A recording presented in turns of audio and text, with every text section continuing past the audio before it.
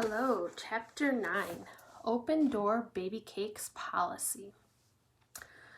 Mr. Grayson was a good teacher for lots of reasons. He let kids eat snacks at their desk if they were hungry. He didn't make students ask permission to go to the bathroom. He didn't believe in making people apologize. You can't make someone be sorry, he always said. And he believed in class pets. That's how he put it.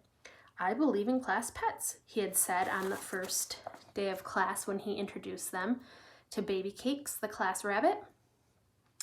Baby Cakes, a white Angora bunny that looked like a giant fluff ball, lived in a pen in the back of the room near the bookshelves.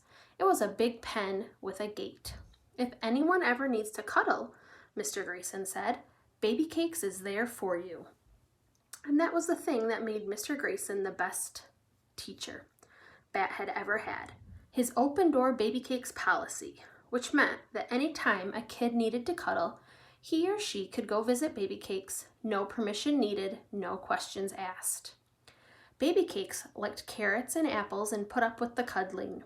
Bat knew the rabbit liked treats better than kids, but he also knew that Baby Cakes was smart enough to realize that the two often went together.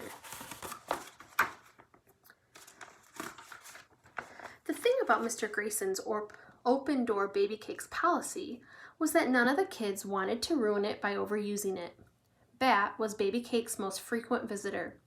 Israel visited the second most often, and then probably Jenny was third. A couple of months ago, Israel had given Bat a drawing he'd done of Baby Cakes.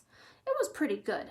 Bat usually tried to visit Baby Cakes during recess or, see if you can see the picture there,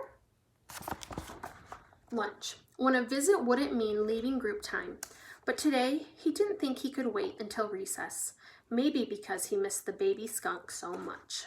When Mr. Grayson had everyone pull out the money game, Payday, that they played on Fridays, Bat slipped away from his table and headed to the back of the room.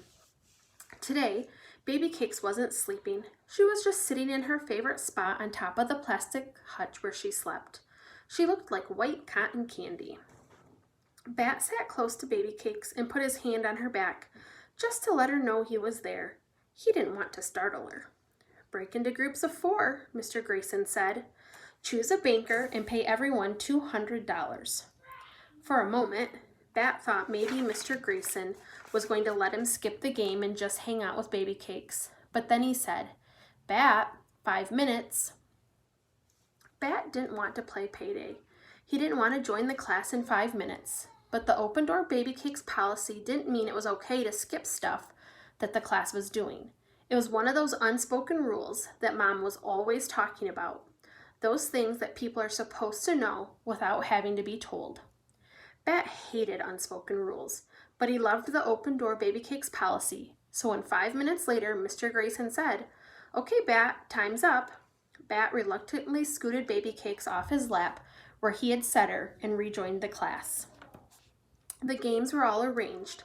Jenny Pearson had dealt out $200 for Bat. Luca, Bat saw, had returned from the bathroom with red-rimmed eyes. She was in a different group. Ready, Jenny asked.